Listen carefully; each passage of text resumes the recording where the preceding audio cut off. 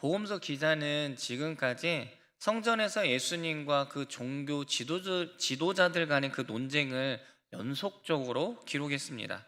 처음에는 우리가 잘 아는 것처럼 사내들인 공회원들이 예수님의 그 권위를 놓고 논쟁을 일으키게 되죠. 그리고 이어서 예수님은 포도원의 그 비유를 통해서 이스라엘에 부여된 하나님의 그 기대가 무너졌음을 알려주십니다. 그리고 그들에게 마지막 기회가 주어졌음에도 불구하고 그들은 그 기회마저도 살리지 못하는 것을 보게 됩니다. 그리고 이어서 등장하는 것이 바리새인들과 헤롯 당원들이 세금에 관한 그 문제를 가지고 예수님께 질문합니다. 몰라서 질문했다기보다는 예수님을 시험하기 위해서 그들이 질문했다라는 사실이죠. 그리고 사두개인들은 부활에 관한 그 질문을 통해서 예수님을 어려운 환경에 또한 빠뜨리려고 했습니다. 그리고 오늘 본문, 우리가 오늘 읽었던 그 본문을 주의 깊게 관찰하면 한 서기관이 등장을 하는데, 언제 서기관이 등장을 하고 있냐면 예수님과 종교 지도자들 간의 그 논쟁이 그리고 마무리가 된 후에 등장하고 있다는 그 사실이죠. 예수님께서 앞서 논쟁한 부분에 대해서 오늘 본문에서 최종적인 그 결론을 말씀하고 있습니다.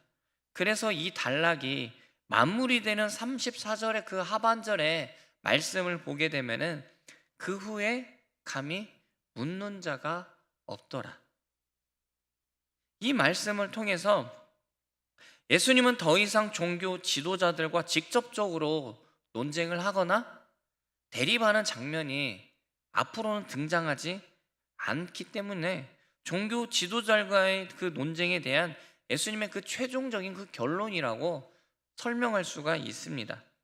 또한 예수님과 종교 지도자들 간의 이 긴 논쟁에서 예수님은 승리하심으로 메시아로서 하나님의 아들로서의 그 권위를 입증하셨다라는 것을 또한 오늘 본문이 의미하고 있습니다. 오늘 가장 큰 계명이라는 주제로 말씀을 살펴보고자 합니다. 우리가 계명이라는 단어를 생각해 볼 때 친근하기보다는 딱딱한 의미, 그리고 지키고 행하는 문제로 인해서 계명이라는 단어가 우리 안에 들리게 되면 어렵게 생각하는 경우가 많이 있습니다. 28절의 말씀을 보게 되면 한 서기관이 등장을 합니다. 그런데 이 서기관은 지금까지 우리가 관찰한 그 서기관 그룹에 속해 있지만 그들과는 조금 다른 생각을 가진 서기관이라는 것을 또한 우리에게 보여주고 있습니다. 우리 28절의 말씀을 함께 읽겠습니다. 시작.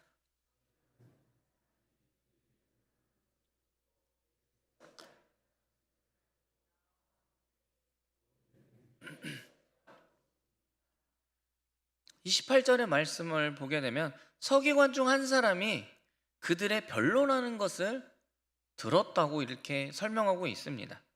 우리가 잘 아는 것처럼 서기관은 구약의 율법을 백성들의 생활을 위해서 해석하도록 훈련받은 그 사람을 의미합니다. 이 사람이 지금까지 예수님께서 변론하는 그 장면을 다 지켜보았다라는 것입니다. 그는 당시의 종교 지도자들과 예수님께서 서로 질문하고 그리고 대답하는 그 과정을 보며 애매하게 질문하고, 때로는 예수님을 책잡으려고 질문하기도 하고, 때로는 예수님을 공경에 빠뜨리기 위한 그 질문 앞에서 예수님은 전혀 당황하지 않고 지혜롭게 하나님의 뜻을 가르치는 그 예수님의 말씀을 이해하고 있었던 것 같습니다. 이런 점에 있어서 서기관은 앞 단락에서 등장하는 사두개인들과 분명한 대조를 보이고 있습니다. 여러분, 우리가 잘 아는 것처럼 사두개인이 질문한 것이 무엇입니까? 부활의 문제죠. 7 형제와 결혼한 여인이 있는데 부활을 하게 되면 그 여인은 7 형제 중에 과연 누구의 아내가 되겠느냐? 예수님은 사두개인들에게 부활 후에는 결혼이라는 것이 존재하지 않는다. 아주 명료하게 답변을 해주었습니다. 결혼이라는 제도는 살아있는 동안에만 존속하는 제도라는 사실입니다. 그런데 그들은 부활에 대한 그 예수님의 가르침을 듣고 이해하기보다는 자신들이 정립한 사고의 틀에서 바라보고 판단하고 있었습니다. 그런데 오늘 본문에 등장하는 그 서기관은 하나님의 뜻을 가르치는 그 예수님의 말씀을 듣고 이해하고 맞습니다. 수긍하고 있었다라는 사실이죠. 그래서 그는 예수님께 나와 첫째 되는 계명이 무엇인지 물어보았던 것 같습니다. 우리가 이 서기관의 그 질문을 이해하기 위해서는 그 당시 그 율법에 대해서 알아볼 필요가 있습니다. 소위 랍비라고 불리는 유대인 선생들은 율법을 613개 조항으로 요약했습니다. 그리고 그 율법 중에서 248개는 긍정형 명령어로, 그리고 365개는 부정형 명령으로 이루어져 있다고 생각을 했습니다. 이러한 그 여러 계명들 가운데 어느 것이 정말로 중요한 것인지 그들 그 그룹 안에서 굉장히 많은 토의와 연구가 있었던 것 같습니다. 그리고 이 문제만큼은 이 서기관이 속해 있는 그 그룹 안에서도 굉장히 많은 토론이 있었고 논의가 있었던 내용이었기 때문에 그가 예수님께 그 질문을 했던 것 같습니다. 우리가 잘 아는 것처럼 질문을 받은 그 예수님, 그에게 아주 명료하게 답을 가르쳐 주십니다. 하나님을 사랑하는 것과 이웃을 내 몸과 같이 사랑하라. 이 두 가지 명령을 주십니다. 십계명을 요약한 거죠. 실제로 이 두 가지는 하나의 명령이라는 것을 알 수 있습니다. 왜냐하면 우리가 하나님을 사랑한다고 고백하면 반드시 이웃을 사랑하는 우리의 삶의 행동으로 나타나야 하기 때문이죠. 그럼 먼저 하나님께서 하나님을 사랑해라, 그 말씀에 대해서 먼저 살펴보도록 하겠습니다. 우리 29절과 30절의 말씀을 함께 읽겠습니다. 시작.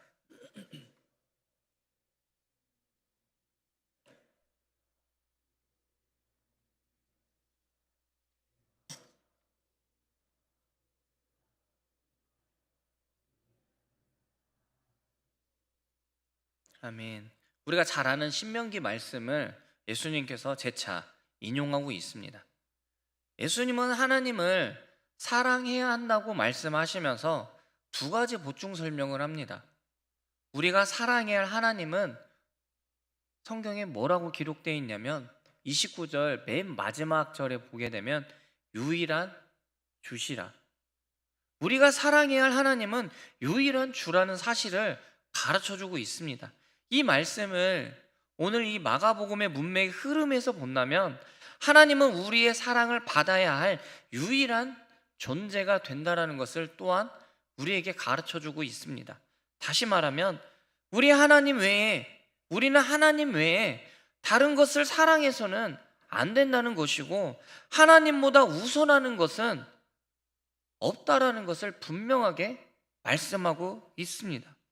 그러면 이 하나님을 어떻게 사랑해야 됩니까? 30절의 말씀을 보게 되면 내 마음을 다하고 목숨을 다하고 뜻을 다하고 힘을 다하여 주 너의 하나님을 사랑하라.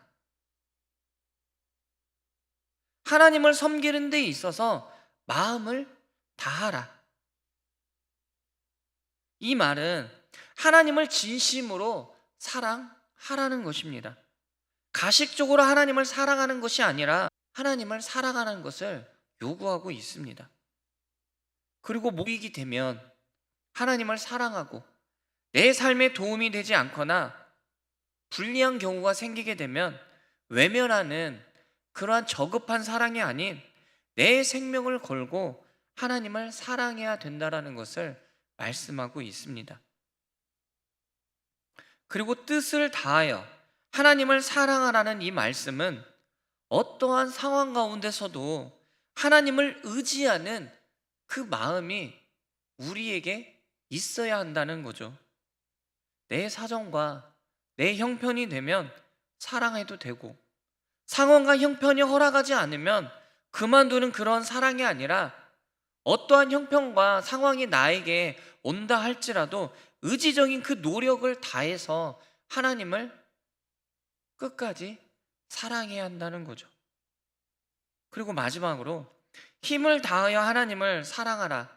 이 말씀은 내가 소유하고 있는 그 모든 것, 다시 말하면 하나님께서 우리에게 주신 그 재능, 그리고 하나님께서 우리에게 주신 물질, 그리고 하나님께서 우리에게 주신 그 능력을 다 동원해서 하나님을 사랑해야 된다고 말씀하고 있습니다. 그러면 왜 예수님은 이 서기관에게 최고의 계명으로 하나님을 사랑해야 된다, 하나님을 사랑해야 된다고 말씀하셨을까요? 우리가 하나님을 사랑한다고 고백할 때 바르게 우리는 신앙생활을 할 수 있기 때문이죠. 우리가 하나님을 사랑한다고 고백하는 것은 우리의 분명한 신앙의 대상이 하나님이심을 인식하고 있다라는 것을 말하고 있기 때문입니다. 이러한 신앙의 고백이 우리 안에 없으면 우리는 어떻게 보면 막연하게 신앙생활을 할 수밖에 없습니다. 예를 들면 우리가 연애할 때를 한번 생각해 보시기 바랍니다. 사랑하기 때문에 힘들고 어려워도 그것이 힘들지 않고 기쁘고, 때로는 최선을 다해서 사랑을 합니다. 왜 그렇습니까? 사랑이라는 그 힘이 모든 것을 감내하고 버틸 수 있게 하고 이겨낼 그 힘과 능력을 바로 사랑이 주기 때문이죠. 그런데 여러분, 만약에 사랑이 없이 예배를 드린다고 한다면 예배를 그 드리는 시간만큼은 지루할 수밖에 없습니다. 시간은 왜 이렇게 흘러가지 않는지 시계만 바라보죠. 하나님을 사랑하는 마음이 없다면 하나님께 드리는 것 여러 가지가 될 수도 있죠. 헌금을 드리는 것, 봉사하는 것, 이 모든 것들이 어렵습니다. 더 중요한 것은 하나님을 사랑하지 않는다면 하나님의 말씀, 그 말씀 앞에 우리가 순종하기가 어렵습니다. 그러나 우리가 진정으로 하나님을 사랑하게 된다면 하나님께 헌신하는 것이 기쁨이 되고, 하나님의 말씀을 듣는 것이 기뻐하게 되고, 하나님께 기도하는 그 시간이 설레어서 기다려지고, 주님을 위해서 희생하는 것이 부담감으로 다가오지 않고 하나님의 일을 억지로 하지 않고 자원하는 마음으로 할 수 있다라는 사실이죠. 그래서 우리가 하나님을 사랑해야 사랑을 해야 됩니다. 예수님께서 서기관에게 두 번째로 말씀하신 것이 이웃을 사랑하라는 것입니다. 우리 31절의 말씀을 함께 읽겠습니다. 시작.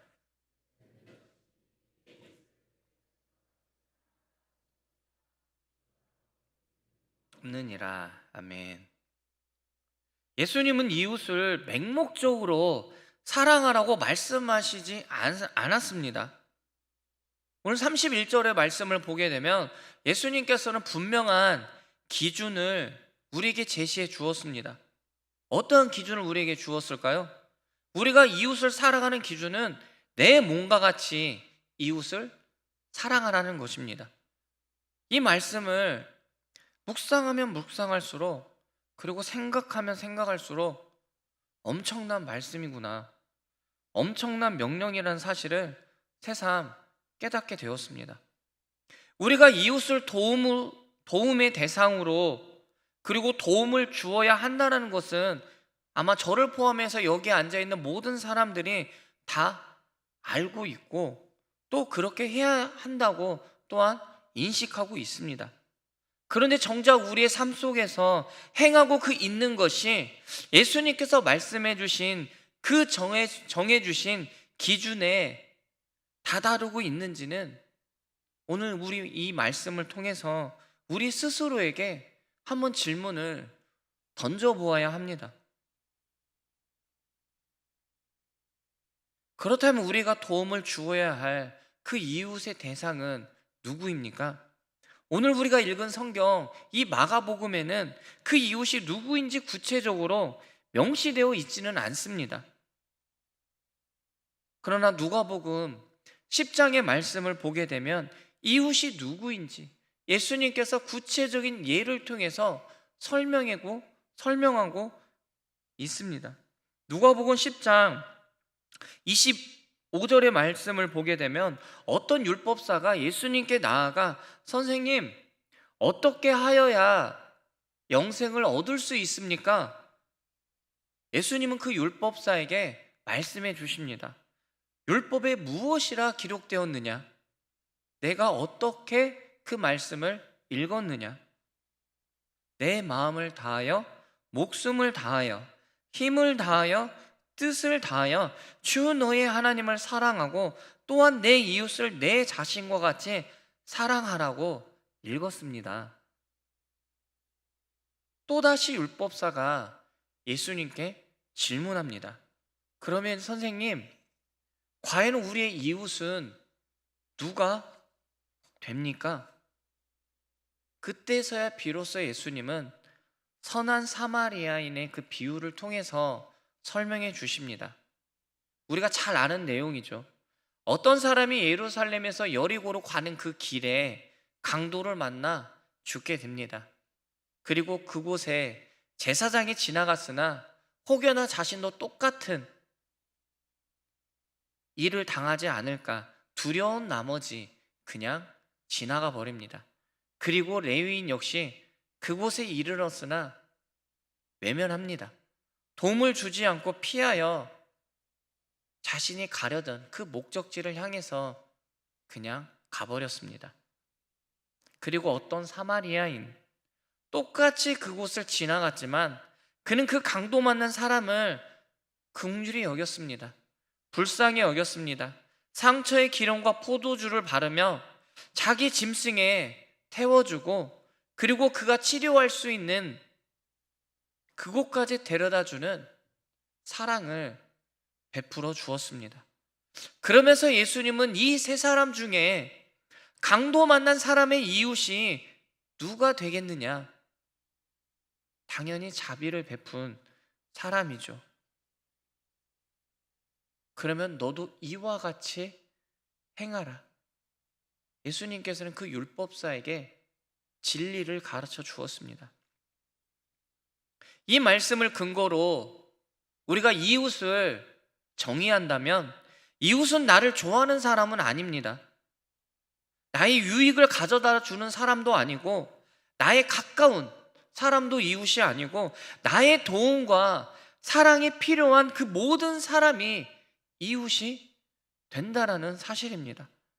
사랑하는 여러분, 예수님께서는 우리가 마태복음 산상수훈을 통해서 배웠던 것처럼 너희가 사랑하는 사람만 사랑을 한다면 너희에게 무슨 칭찬이 있겠느냐?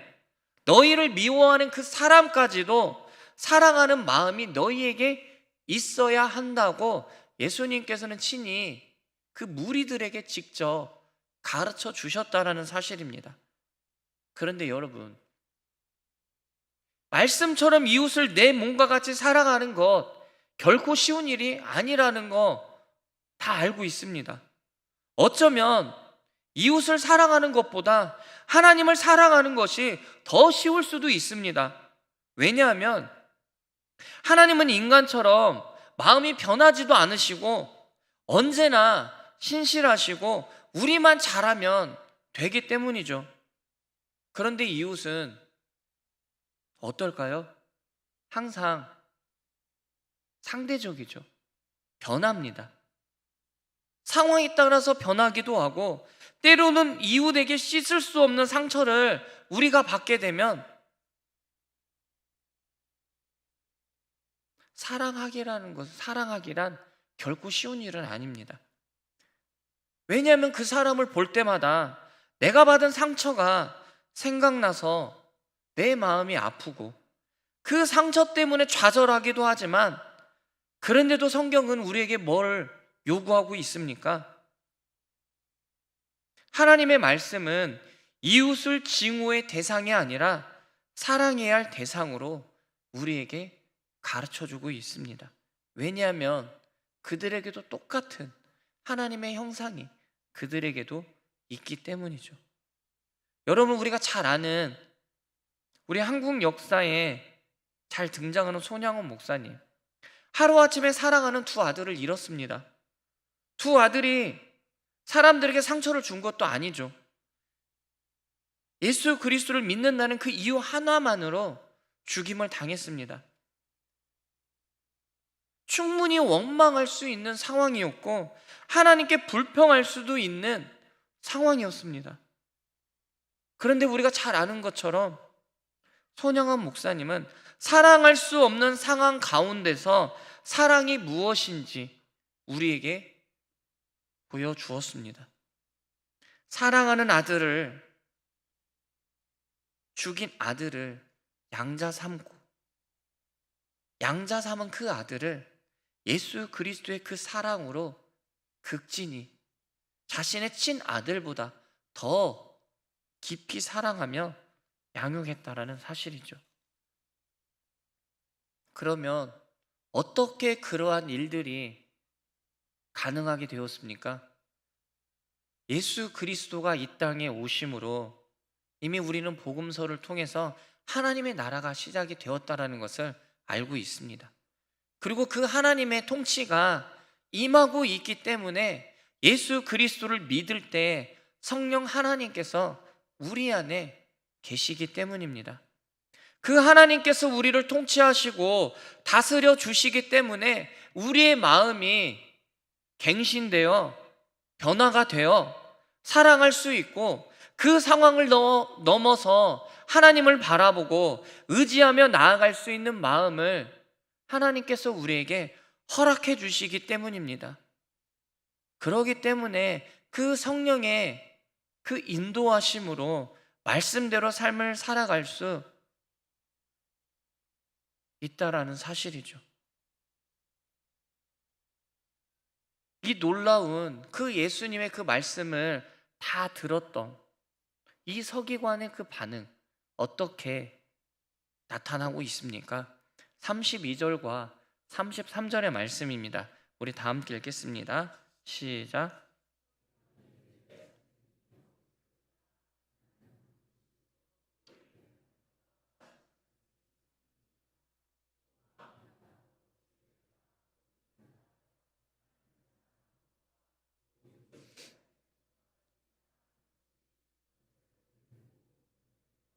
기타 재물보다 나으니이다. 아멘.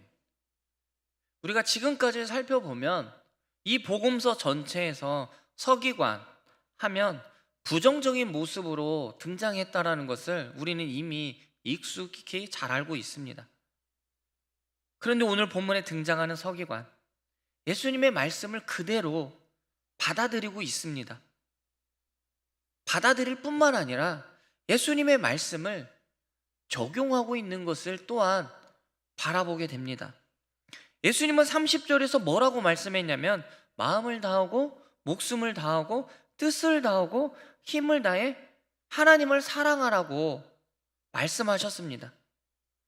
그리고 이 서기관은 그 예수님의 말씀을 듣고 마음을 다하고 지혜를 다하고 힘을 다하여 하나님과 이웃을 사랑해야 함을 말씀하고 있습니다. 다시 설명하면 이 서기관은 하나님을 사랑할 때 동원해야 할 자원으로 마음과 깨달음 그리고 힘을 언급하고 있습니다. 예수님께서 언급하신 무엇이 지금 빠져 있습니까? 목숨과 뜻, 이 생각을 생략하고 지혜, 즉 깨달음을 적용하고 있다라는 놀라운 사실입니다. 하나님의 말씀이 선포되었을 때 이 서기관은 깨달음이 있었다라는 사실입니다. 우리가 복음서를 살펴보면 아는 것처럼 깨닫지 못하면 아무리 예수님께서 그 놀라운 이적을 행하고 빈들에서 오병이의 기적을 행하시고 죽은 자를 살리시고 병자를 치유해도 예수님의 그 진정한 그 하나님 되신 메시아 되심을 알지 못한다라는 사실입니다. 예수 그리스도의 말씀을 온전히 이해한 이 서기관, 뭐라고 말씀하고 있습니까? 모든 번제물과 희생 제물보다 더 낫다고 고백하고 있습니다.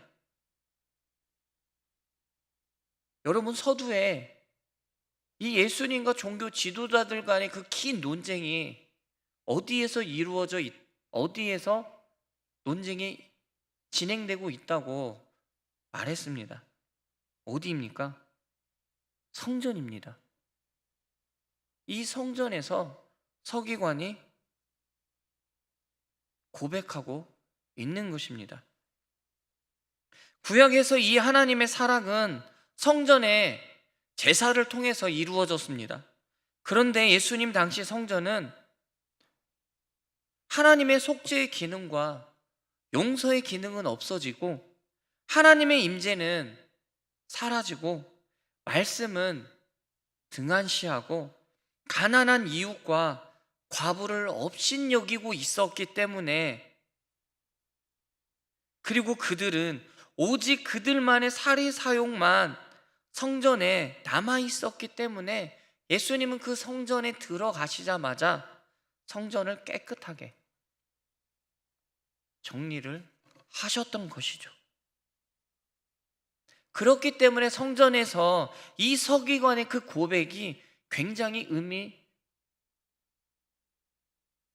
놀랍다라는 사실입니다.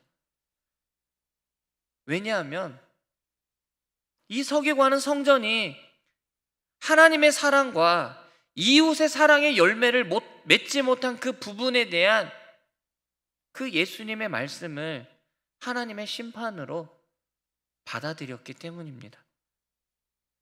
그래서 그가 고백한 것이 무엇입니까? 하나님의 사랑과 이웃 사랑이 성전의 제사보다 더 낫다고 고백하고 있었던 것입니다. 바라기는 이 서기관처럼 우리에게도 주님의 말씀을 들을 때 깨달음이 있어서 말씀을 사모하며 말씀을 깨달은 대로 삶을 살아가는 은혜가 있기를 바랍니다. 많은 사람들이 예수님의 그 놀라운 이적을 체험하기도 했고 바라보았고 말씀을 들었습니다. 그런데 그 모든 사람이 구원의 길로 들어오지는 못했습니다. 왜 그렇습니까? 그들에게 이 서기관처럼 중요한 깨달음이 없었기 때문입니다. 그러므로 우리는 늘 깨어 있어 주의 날을 사모하며 삶을 살아가는 우리가 되기를 간절히 소망합니다. 사랑하는 여러분, 오늘날 성전의 기능을 대체하는 곳이 바로 교회입니다. 우리 공동체는 하나님을 사랑하는 데 있어서 우리의 모든 수단, 즉 마음을 다하고 힘을 다하고 목숨을 다하고 하나님을 온전히 사랑하기를 바랍니다. 그리고 하나님께서 우리에게 은혜를 내려주시는 대로 우리의 재능, 우리의 물질을 가지고 선교와 나눔을 통해 예수 그리스도의 그 사랑을 전하는 삶이 되길 간절히 바랍니다. 하나님의 참사랑, 그 하나님의 극진하신 사랑은 십자가를 통해서 우리에게 보여주었습니다. 그 십자가의 길을 걸어가며 삶의 열매로 보여주는 아름다운 공동체가 되길 주님의 이름으로 축복합니다. 우리 다 함께 찬양 부르시면서 기도하도록 하겠습니다.